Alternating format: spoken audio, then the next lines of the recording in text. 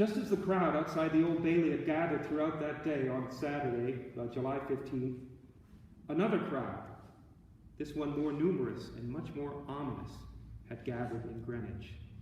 In the street outside the Poop's home and shop, had gathered, then swelled, and by evening roiled with anxious anticipation. They were, according to the newspapers, a mob of the lowest class, the roughs of Greenwich. They, like their counterparts at the Old Bailey, had closely followed the trial.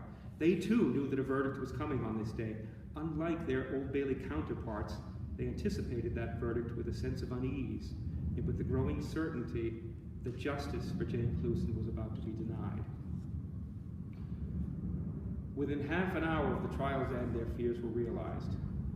Newsboys ran among them, hawking a hastily printed special edition of the Kentish Mercury and announcing Edmund Poop's acquittal. A number of men and boys in the crowd had prepared for just this moment. They took up flags, all of them black and several emblazoned with a single word, blood. They formed up in a procession and, followed by a howling multitude, they paraded through the streets of Greenwich, proclaiming the deplorable verdict and tracking more to engorge the mass on London Street. Edmund Poop's return was now imminent, and thousands now began to watch for him, craning their heads west in the direction of Greenwich railway station. Edmund and his family somehow managed to evade their detection altogether and slipped into their home through a side door. Their solicitor, Henry Poop, was not as fortunate. The crowd spotted Henry Poop, mobbed him, and heaped him with execration until he managed to break free and seek sanctuary in a nearby public house, where he remained trapped for hours. Once the multitude realized that the Poops were in the house, they unleashed their pent-up fury and frustration in a deafening and unearthly din, screaming, whistling, hooting, and shouting obscenities towards the Poops' empty windows. They kept that up for hours, finally melting away in the early hours of the morning. The next evening, they returned in the next. For 5 days, they kept up their fervent and thunderous cacophony. Greenwich is at present suffering from high fever, reported one newspaper. Partisanship is running wild, and the usually sedate burghers are arrayed in two hostile bands, whose sympathies and antipathies are as strongly marked as were those of the Montagues and the Capulets. That description might capture the civic division that had begun with Edmund's arrest, and with his acquittal widened dramatically. But it did not capture the social dimension of the split.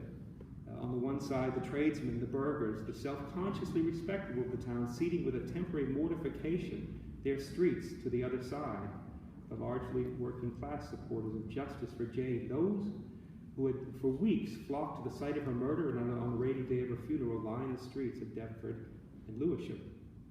It was that side that now sought with their numbers and deafening noise to impose in some way the justice that they believed had been denied the girl at the Old Bailey.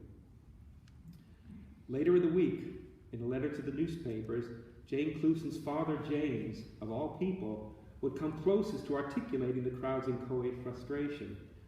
I have always considered trial by jury as one of the safeguards and boasts of our English nation, Clouston wrote.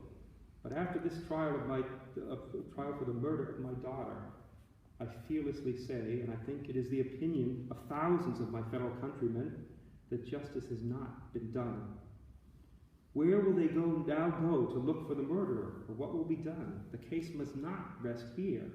If so, murderers will carry out their designs with more impunity than ever upon our defenseless women and children, and by hacking and chopping them to pieces to prevent their identification.